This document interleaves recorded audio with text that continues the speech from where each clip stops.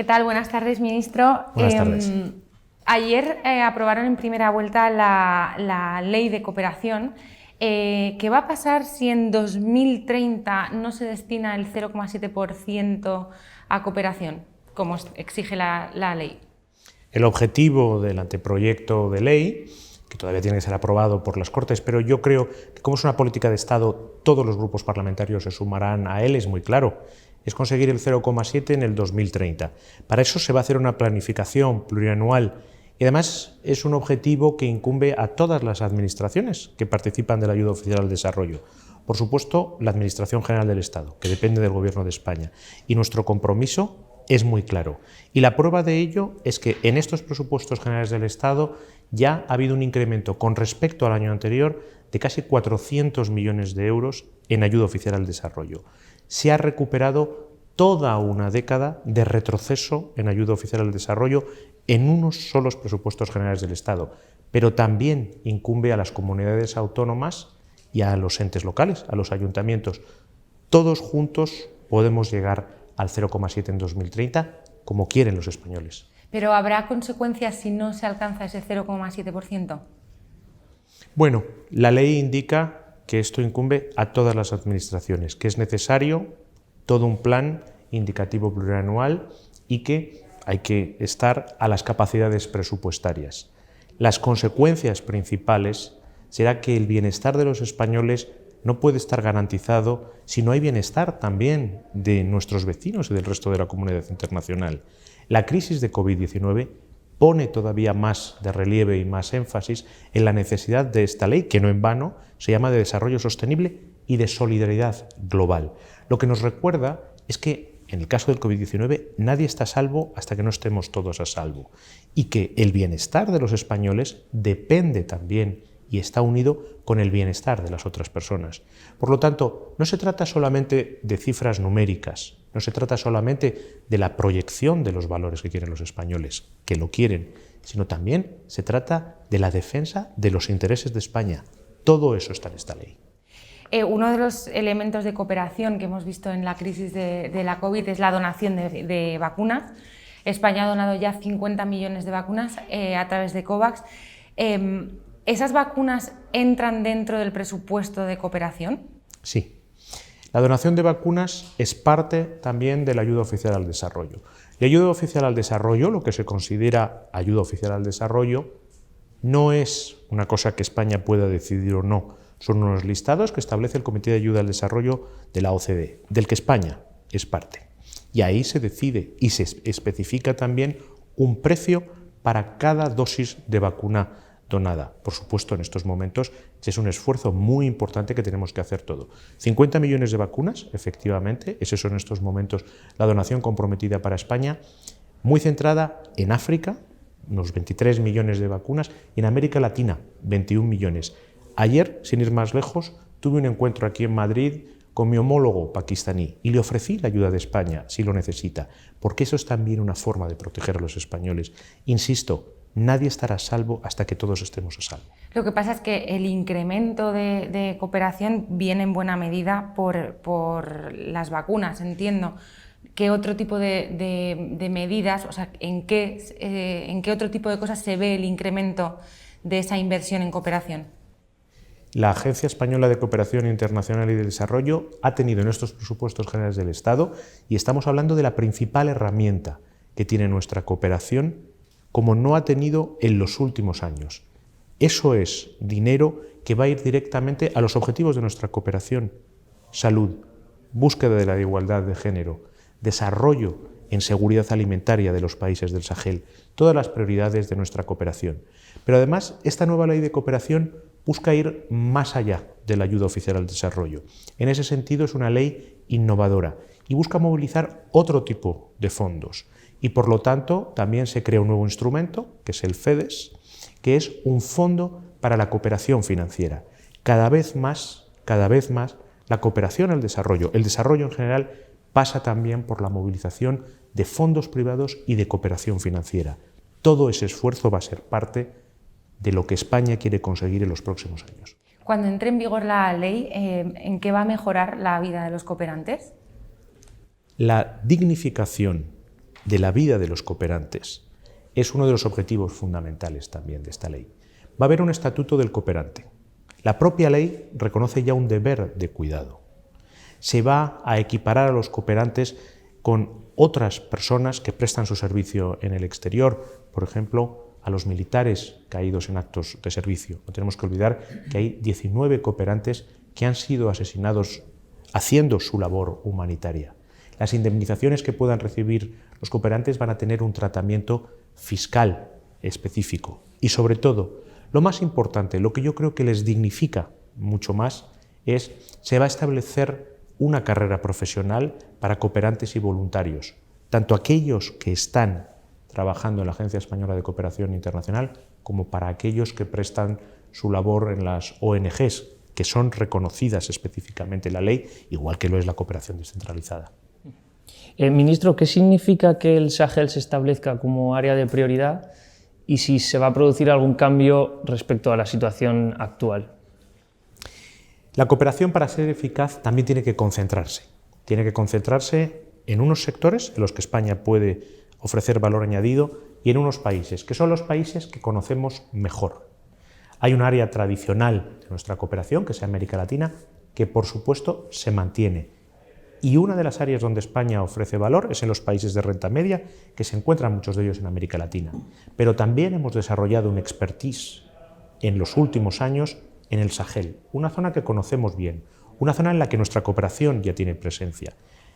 No era así el caso del año 98, cuando se hace la primera y única ley de cooperación.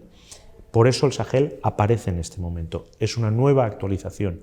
Como actualizamos muchas otras cosas, en el año 98 no existía la Agenda 2030, no existían los Objetivos de Desarrollo Sostenible, no existían los acuerdos de París contra el cambio climático. Todo eso es lo que ponemos dentro de esta ley. 25 años de avance de los países que estamos a favor del desarrollo. Vamos por un momento a la situación con Marruecos. España se ha quejado por la instalación de una piscifactoría en Chafarinas. La situación de la deportación de los menores sigue presente y la embajadora todavía no ha vuelto al país. ¿En qué estado se encuentra actualmente la relación con Marruecos? Estamos construyendo una relación del siglo XXI y estamos mirando hacia el futuro. La relación entre España y Marruecos es una relación rica, es una relación compleja, en el mejor sentido de la palabra, con un entramado de intereses y de distintos aspectos que tenemos que avanzar. Yo me quedo con las palabras del rey de Marruecos, el día 21 de agosto. Es raro que el rey de Marruecos cite a un país en concreto en sus discursos y tampoco toma la palabra muy a menudo. Lo hizo hablando del tipo de relación que él quiere con España, que es precisamente esta, y animando al diálogo entre nuestros dos países. Me quedo también con la respuesta que dio el presidente del Gobierno, Pedro Sánchez, en la base de Torrejón de Ardoz al día siguiente, flanqueado por el presidente del Consejo Europeo y por la presidenta de la Comisión. Mi relación con mi homólogo es muy fluida. Le diré que es probablemente el ministro de Asuntos Exteriores del mundo, el homólogo mío del mundo, con el que tengo un mayor número de conversaciones y de contactos. Y sobre todo, y quiero aquí subrayar y elogiar el papel de Marruecos en ello, la labor que hace conjuntamente con nosotros para canalizar los flujos migratorios irregulares. Solamente en el periodo de Navidad, en un periodo de unos 15 días, se ha impedido el salto a las vallas de Ceuta y Melilla de más de 1000 personas. Eso sería muy difícil conseguirlo sin la colaboración de Marruecos. Y eso es lo que hace de Marruecos un socio estratégico para España y también para Europa. Evidentemente no me conformo con eso. Quiero ir a más. Y yo entiendo que también Marruecos está en esa línea. ¿Y diría que falta algo para recomponer esa relación? Seguir trabajando. Las relaciones de vecindad tienen siempre momentos de complejidad y de fricción. Señalaba algunos casos al principio. Es normal en las relaciones de vecindad, precisamente porque la relación es muy estrecha y porque hay relaciones fronterizas y contactos permanentes. Lo que tenemos que seguir analizando es qué nuevos pasos, qué nuevos elementos tenemos que introducir en la relación para poder construir esa confianza, ese beneficio mutuo de los dos. Y bueno, en diciembre se reunió con el nuevo enviado de la ONU para el Sáhara, ¿no? Y le transmitió el compromiso de España en la resolución del conflicto. ¿En qué se traduce ese compromiso? Mire, yo le trasladé a Stefan de Mistura el pleno apoyo de España para poner fin a un conflicto que ya dura demasiado y al que hay que encontrar una solución. Es una cuestión también de ofrecer un horizonte de futuro y de esperanza a muchos miles de personas. Y en eso España va a estar involucrada, junto con Stefan de Mistura, en el grupo de amigos también que está en Naciones Unidas. Le ofrecí a Stefan de Mistura también la posibilidad de utilizar un avión de las Fuerzas Armadas de las Fuerzas Aéreas Españolas en sus desplazamientos.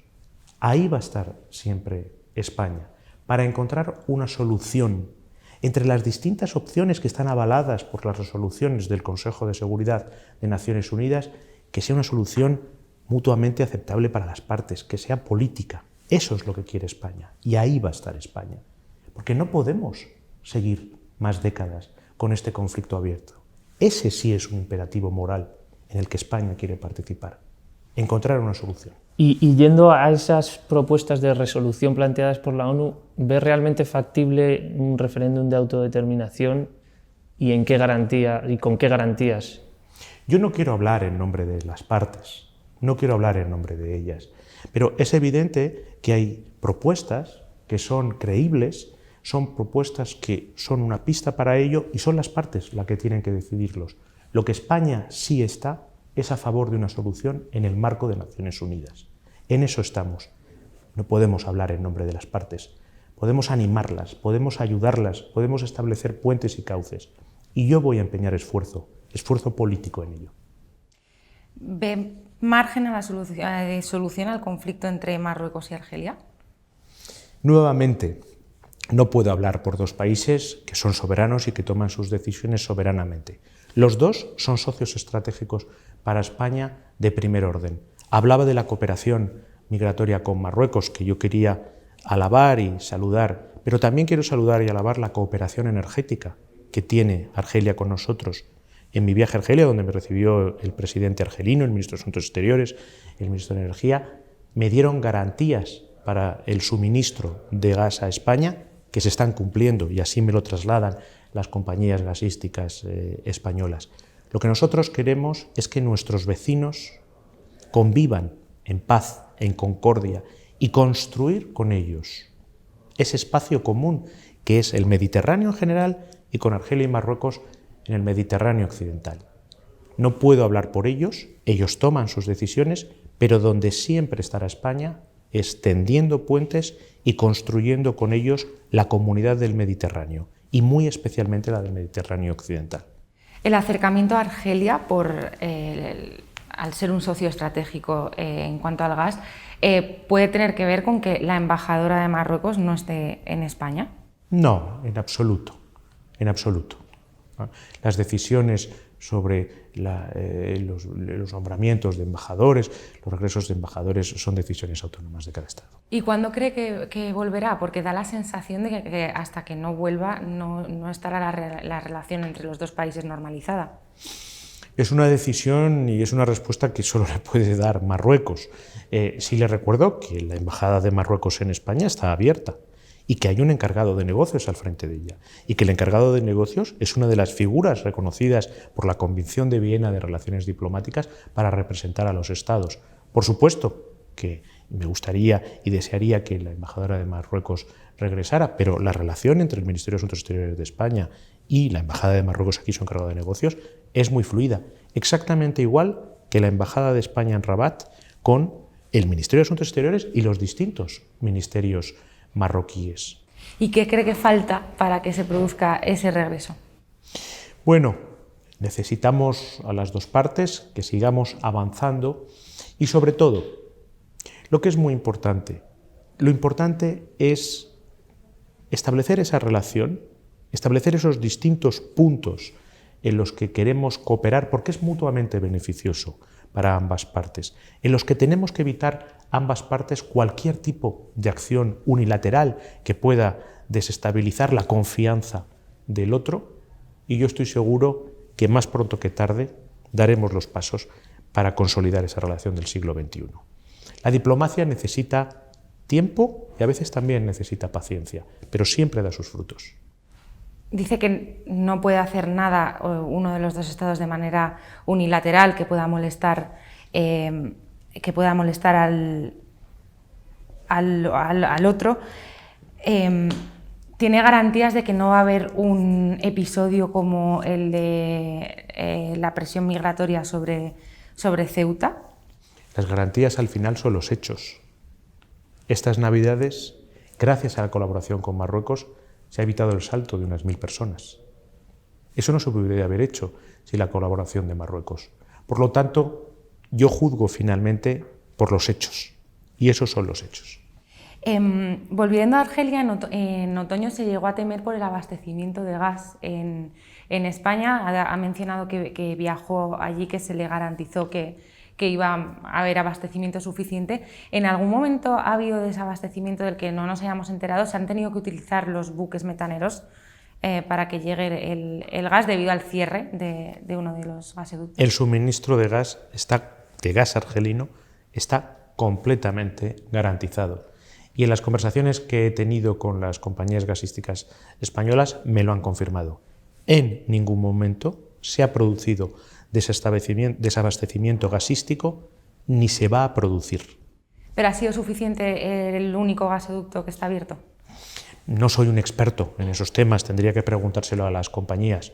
Lo que sí me han trasladado es que las necesidades de gas de España están completamente cubiertas y las garantías políticas que me dio el gobierno argelino cuando yo viajé a Argel se han visto reflejadas por la acción de Sonatrach, que es la compañía gasística argelina, con respecto a ellas. Y lo que me trasladan a mí es que están plenamente satisfechas. No hay miedo ni por parte del Gobierno de España, ni por parte de nuestras compañías, de que pueda haber desabastecimiento. Damos un salto. ¿Reconocerá España pronto el Estado palestino? El PSOE lo llevó en su programa electoral. Bueno, la postura de España es muy clara. Yo lo he dicho varias veces. Nosotros estamos en favor de una solución de 2 estados. Sobre eso ha sido muy claro. Lo que ocurre es que las decisiones tienen que tomarse cuando ayudan. Y en este caso es cuando ayudan al diálogo y a la paz. Pero nuestra posición es muy clara y ambas partes lo saben. Nosotros estamos a favor de una solución de 2 estados. ¿Y en este momento por qué no ayudaría a la paz? Hay que encontrar el buen momento. Hay que encontrar un momento en el que sirva para crear las condiciones del diálogo de ambas partes, no para poner o que haga sentir a una de las partes fuera del tablero. Pero sobre nuestro posicionamiento, insisto, es muy claro. Nosotros somos favorables a una solución de 2 estados.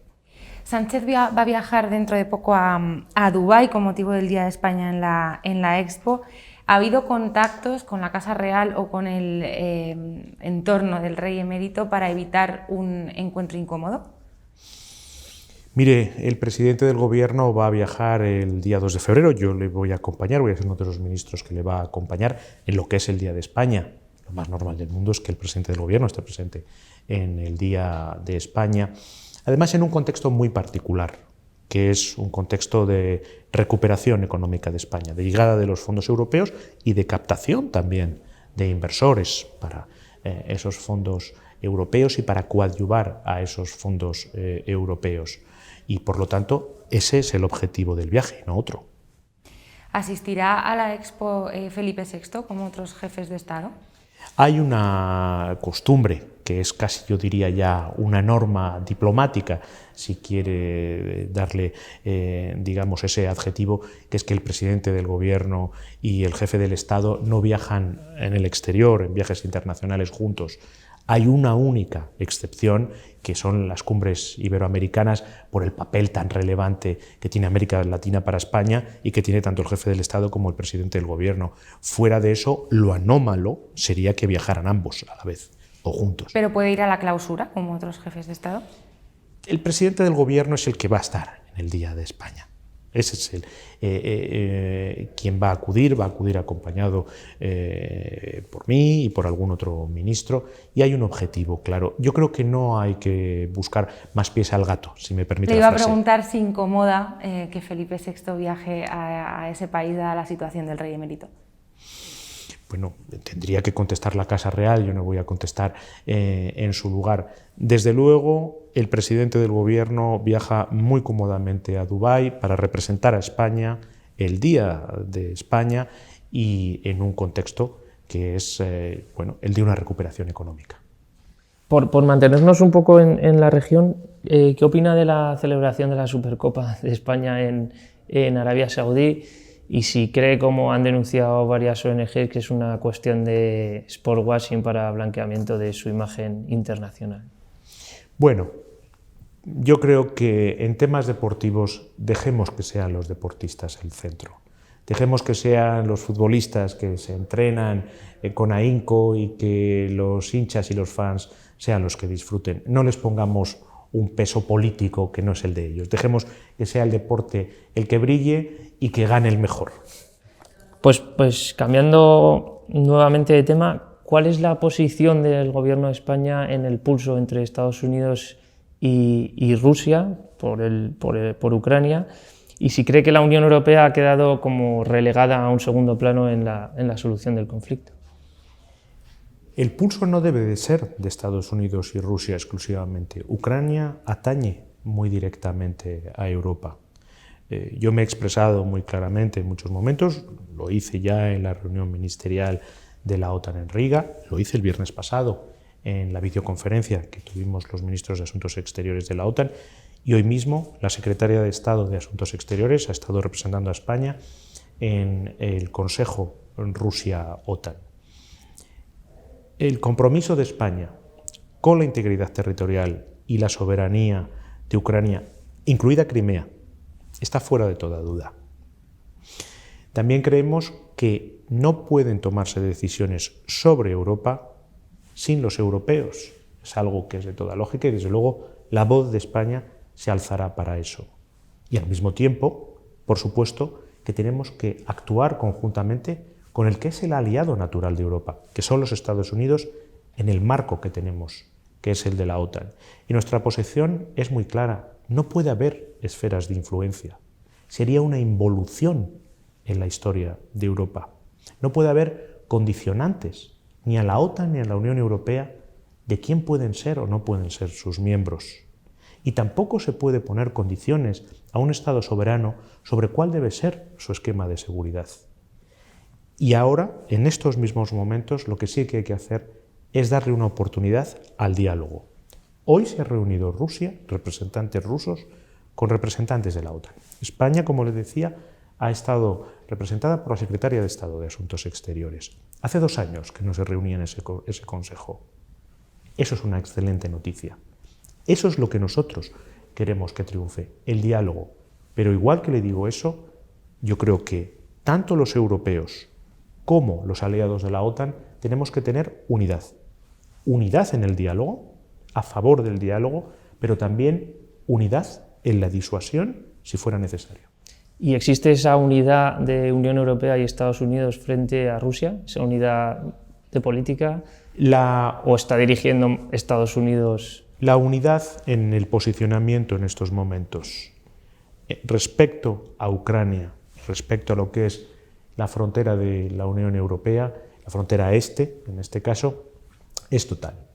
He tenido la oportunidad de hablar con la secretaria de Estado a la salida de la reunión y es lo que me ha trasladado. En torno a la mesa, todos hemos estado unidos. Ha hablado de su encuentro con su homólogo pakistaní ayer, tras la evacuación masiva de Afganistán este verano. Han seguido las evacuaciones más discretas. Ayer habló de 203 personas que han venido a España. ¿Cuál es la relación con el régimen talibán y cuál debe ser a partir de ahora la relación con el régimen talibán? Bueno, nuestra posición sigue manteniéndose. No habrá reconocimiento político de los talibanes. No se dan las condiciones para ello. bastantes informaciones de las que nos llegan son preocupantes, porque no avanzan en la posición que nosotros querríamos, pero al mismo tiempo estamos dispuestos a tener contactos operativos con los talibanes para dos aspectos fundamentales: que la ayuda humanitaria llegue a la población de Afganistán. No pueden tener una doble condena, un régimen talibán y además no tener acceso a los bienes sociales básicos, y crear el mayor espacio posible de protección para los derechos humanos de los afganos y muy especialmente para los derechos de las mujeres y las niñas, que están muy amenazadas. En estos momentos nuestro embajador ante Afganistán está en Doha, en Qatar, como la mayoría de los embajadores europeos, y nosotros, como otros países de la Unión Europea, estaríamos dispuestos a volver a Kabul si las condiciones de seguridad se dieran. En estos momentos no se dan, con esos dos objetivos y con ningún otro. No hay ningún objetivo político ni idea de reconocimiento político de los talibanes. O sea que sí que podrían volver los embajadores, pero entiendo que solamente para cuestiones operativas. Totalmente. La gran dificultad, el gran dilema con el que nos encontramos en estos momentos en Afganistán es cómo garantizar que la ayuda humanitaria que nosotros enviamos llega a las personas que queremos. Para eso, al final del día, hay que estar sobre el terreno. Felizmente, hay algunas agencias de Naciones Unidas que se han mantenido, han podido mantenerse sobre el terreno y a través de ellas canalizarlo. España, en la conferencia de donantes para Afganistán, comprometió 20 millones de euros en ayuda humanitaria, de los cuales una buena parte era ya desembolsable el año pasado. Pero lo podríamos hacer todavía mejor si estuviéramos allí sobre el terreno. Pero insisto, en estos momentos no se dan las circunstancias para que eso ocurra. Eso le iba a preguntar, que cómo se está canalizando la ayuda y de esos 20 millones, ¿cuánto ha llegado? Los 20 millones están a disposición de Naciones Unidas y es Naciones Unidas las que los distribuyen y nos van indicando el ritmo de desembolso que ellos quieren. Fundamentalmente tenemos dos posibilidades para canalizarla. Uno, a través de las agencias de Naciones Unidas, es la mayoría de ello. Otro, tener acuerdos, colaborar conjuntamente con los países de la región. Parte de mi conversación ayer con el ministro de Asuntos Exteriores de Pakistán, un país de cuya propia estabilidad depende también la estabilidad de Afganistán y que tienen interlocución con el régimen de los talibanes, también ayudan a eso. Pero fundamentalmente es a través de las agencias de Naciones Unidas que se mantienen sobre el terreno. Damos un nuevo salto. ¿España ha notado económicamente las consecuencias del Brexit? ¿Se notan, por ejemplo, los aranceles? Bueno, nosotros estuvimos preparados para el Brexit desde muy pronto. Estuvimos preparados para un Brexit con acuerdo y para un Brexit sin acuerdo. Y estamos intentando tomar todas las medidas, creando una nueva relación con el Reino Unido, para que no haya un cambio en la vida de los españoles y también de los británicos en una relación como la que tiene España y el Reino Unido, que es una relación muy densa.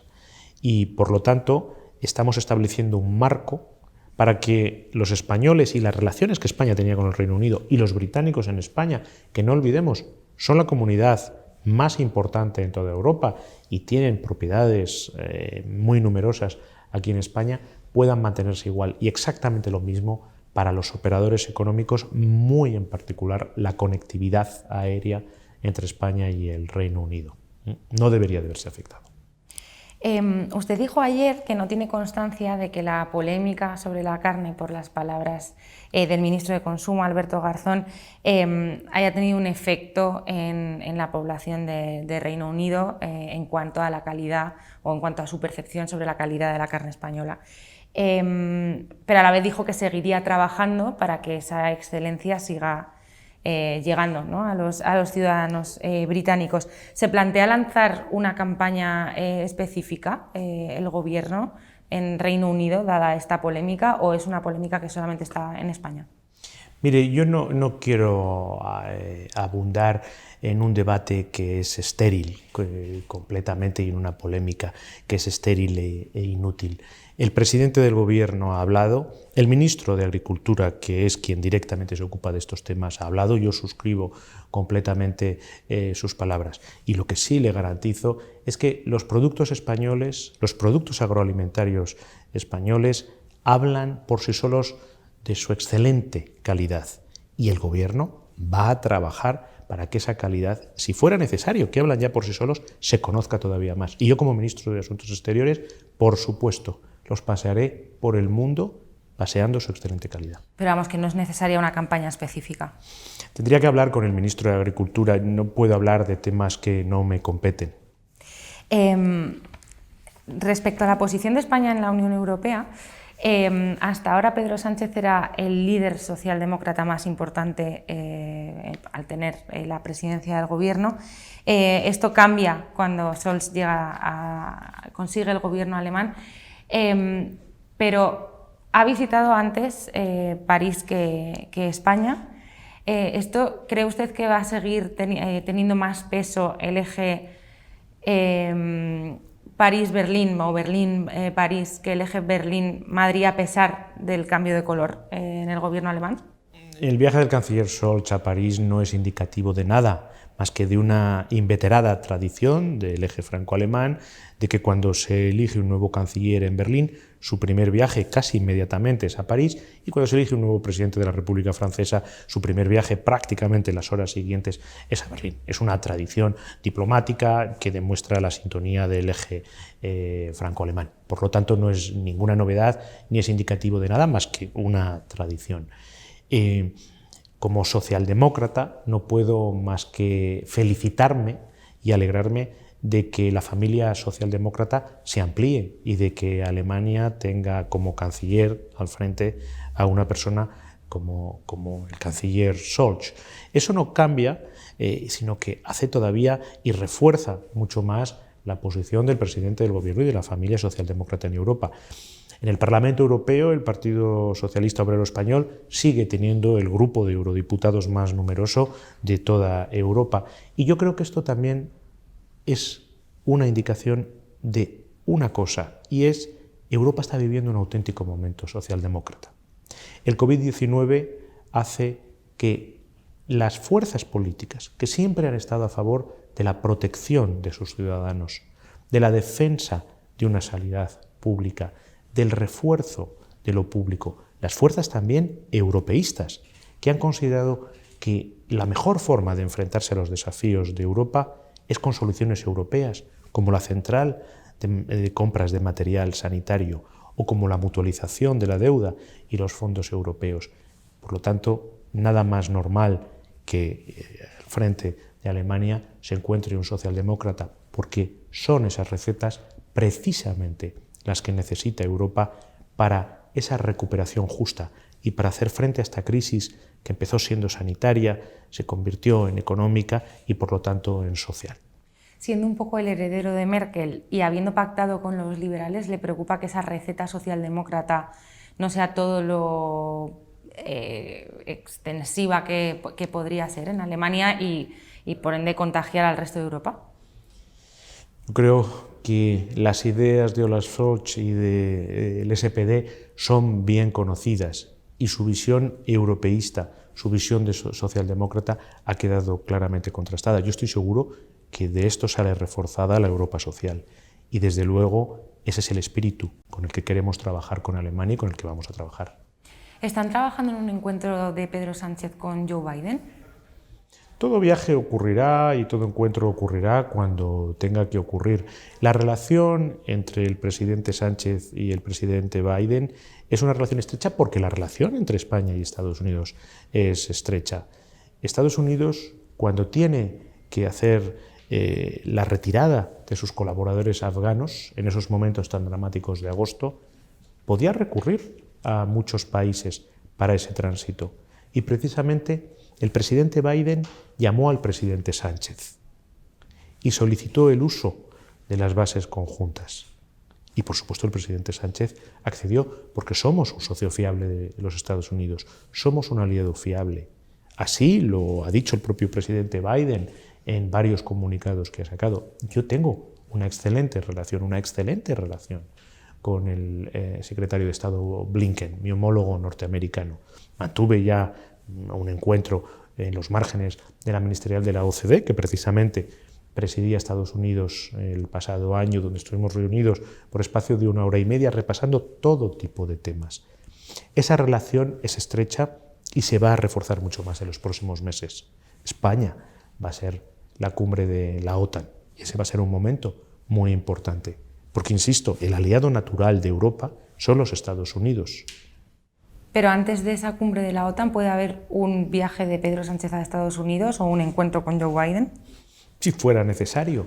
Habrá los viajes que sean necesarios a Estados Unidos. Este es un momento también de COVID-19 donde los desplazamientos no son tan sencillos. Pero, insisto, la relación es muy estrecha. Cuando el presidente Biden llama por teléfono al presidente Sánchez para solicitar el uso de las bases de Morón y de Rota, no lo hubiera hecho si no hubiera considerado, 1, que España tiene la capacidad técnica para hacerlo, y 2, que España es un aliado, un socio político fiable. Tampoco creo que Estados Unidos hubiera aceptado que una cumbre tan importante como la cumbre que se va a celebrar en junio de la OTAN aquí en Madrid, donde se va a definir el concepto estratégico de la OTAN, que es algo que se define cada 10 años y que va a marcar el futuro de la OTAN en los próximos 10 años, no creo que Estados Unidos hubiera aceptado, porque son decisiones que se toman conjuntamente por todos, si no hubiera considerado que España y el gobierno de España son un socio fiable. Vamos a cerrar con un bloque sobre Latinoamérica y le quería preguntar si prevé un cambio en las relaciones con Chile y Perú a raíz del giro a la izquierda en estos países. Mire, todos los países de América Latina son igualmente importantes para España, porque formamos una comunidad, independientemente de su gobierno, del color de su gobierno en ese momento, de su peso económico, de su tamaño o de su posición geográfica. Evidentemente, cuando llegan gobiernos, como ha ocurrido recientemente en Chile, que están a favor de una agenda de justicia social, de lucha contra el cambio climático, en favor de la igualdad de género, España quiere contribuir también a ello, como quiere contribuir al desarrollo y a la democracia en toda América Latina. Entonces, por lo tanto, tenemos esperanzas, por supuesto, en el trabajo conjunto con el nuevo gobierno de Chile, pero nuestro deseo es trabajar con todos los gobiernos de América Latina, eso sí, dentro de los valores que nos son comunes. Lo que no podemos hacer es trabajar con gobiernos que van contra los valores que son comunes a nuestra comunidad iberoamericana. Porque una comunidad es mucho más que una asociación, es mucho más que un grupo de países que están en una organización regional. Una comunidad supone objetivos, principios, valores comunes, una familia en suma, y eso tiene que ser respetado. ¿Y ahora mismo qué países diría que están impidiendo un poco esa unión o ese progreso de la comunidad? Yo creo que todos los países de Iberoamérica somos conscientes de la importancia que tiene esa comunidad, porque todo lo que España, Portugal, Andorra hacen conjuntamente con los países de América Latina nos multiplica, es mucho más eficaz. Y hay una forma de ser y estar en el mundo iberoamericana, y por lo tanto es muy importante que esa voz se oiga con fuerza en el mundo. Hay países, como en estos momentos es el caso de Nicaragua, donde su gobierno, y yo he hablado muy claro al respecto, no respeta esos valores de la comunidad iberoamericana. ¿Y si Brasil y Colombia en las próximas elecciones obtienen un resultado y da el gobierno la victoria a un gobierno progresista, se abrirían nuevas oportunidades también de cooperación y de colaboración entre España y estos países? Mire, yo no quiero hablar antes de que hablen los brasileños y los colombianos. Son ellos los que tienen que decidir en elecciones libres, democráticas y competidas quiénes van a ser sus gobiernos. Y España trabajará, por supuesto, conjuntamente con el gobierno, que decidan libremente, democráticamente, brasileños y colombianos. Este miércoles la presidenta de la agencia EFE ha cuestionado un poco su presencia en Cuba ante la represión a sus periodistas. ¿Qué opinión le merecen estas declaraciones? Yo he sido muy claro sobre la acreditación de los periodistas, de los corresponsales de EFE en Cuba, y se lo he trasladado a mi homólogo en varias ocasiones.